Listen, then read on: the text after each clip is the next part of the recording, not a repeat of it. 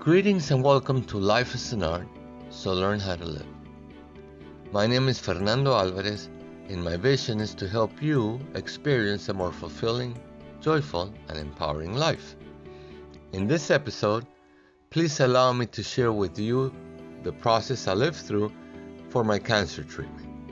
I will talk about how I prepared for the operation itself, and the first few weeks after the operation.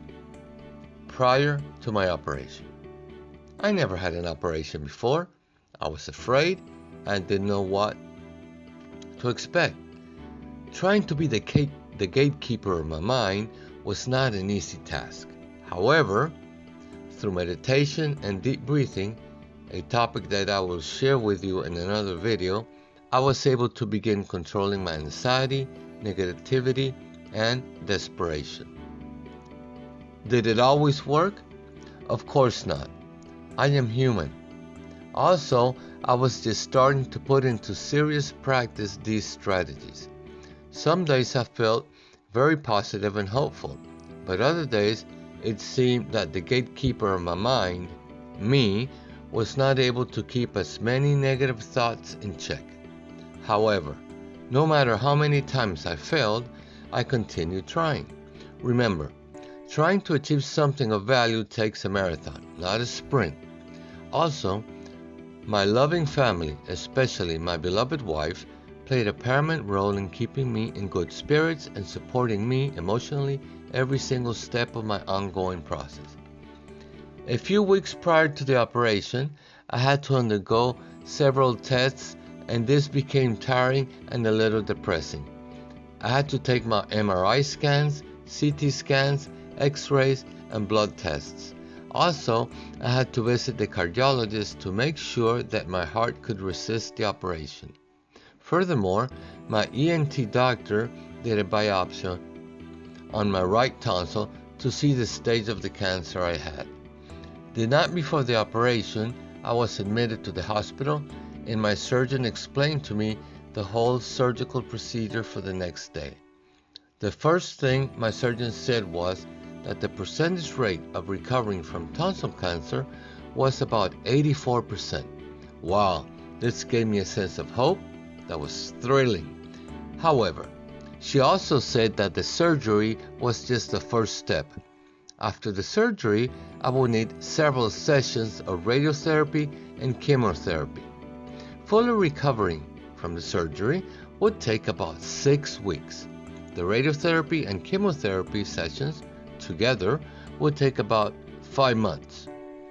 The recuperation from these therapies would take several years, as the secondary effects to the body are significant.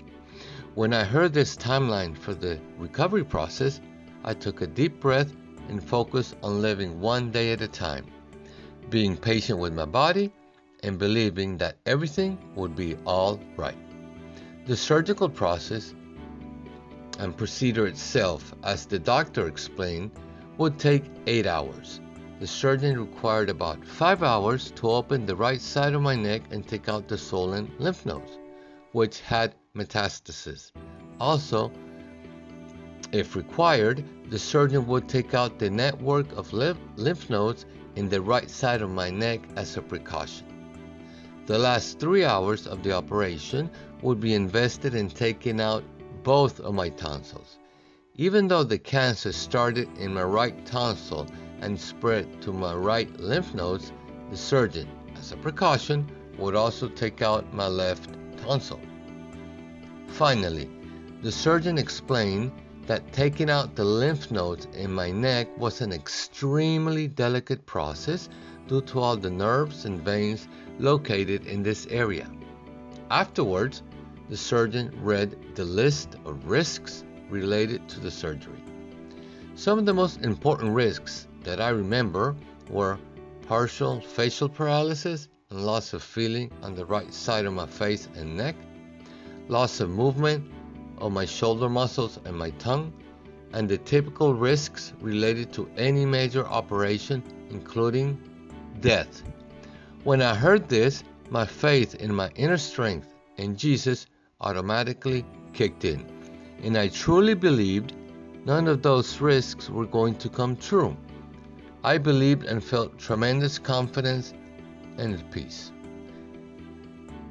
The night before the operation, I meditated while breathing deeply and communicated with my Creator. I felt such peace and universal love, and I prayed to Jesus to guide the hands of the surgeon and to provide her with the universal wisdom to perform a successful operation. I said, Jesus, my body, mind, and spirit are in your hands. Let thy will take its course. Once again, as I explained in episode 2, and I was very clear, you do not have to believe in Jesus. It is up to you where you get your inner strength and support during difficult times. You can believe in whatever you want. Whatever works for you is great. I'm just an open book sharing my experience with the hope you get some value out of it. After my meditation and prayer, I slept like a baby until the next day. In the morning, I woke up refreshed, confident, and hopeful. With all sincerity, I was not afraid or worried. I believed, and that's key, believing. Never underestimate the power of believing. I spent a few moments with my wife and beloved sister, who came all the way from the United States to support me for this surgery. Then, the nurses came into my hospital room and took me up to the operating room. Before going into the operating room, I kissed my wife and looked at her and my sister and said, "Do not worry, do not fear. All will be fine because this process is guided by the divine power." In the operating room, the nurses helped me to get on the operating table, and a very nice young doctor greeted me, smiled, and put a mask close to my nose without touching my face. At that moment, I never felt so detached from this world, so confident and peaceful. I was breathing deeply but relaxed. I prayed, and before I knew it, I was out.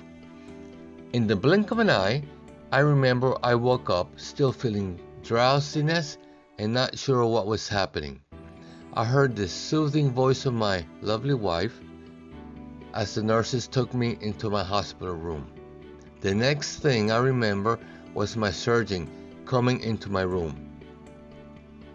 And the next thing she said was the operation was a complete success.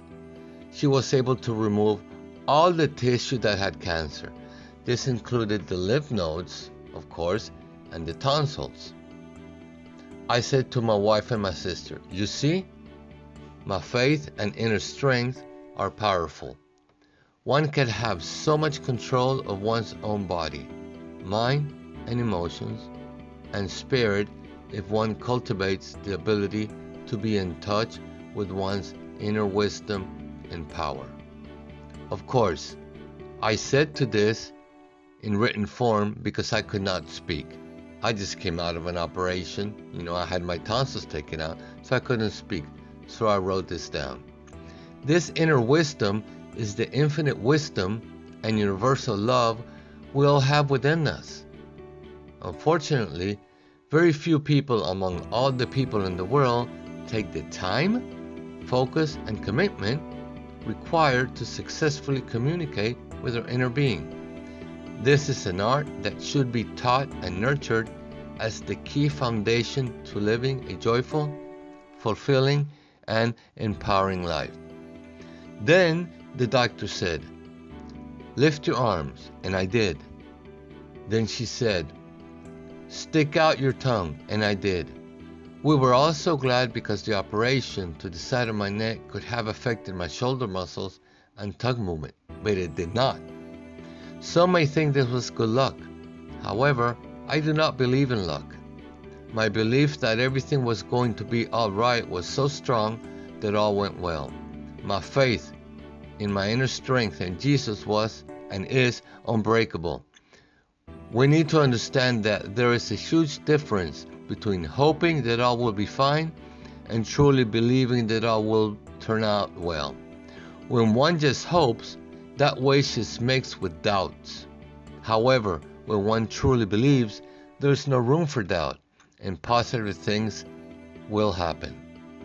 My surgeon was amazed that I did not feel any pain even after the anesthesia from the operation wore off.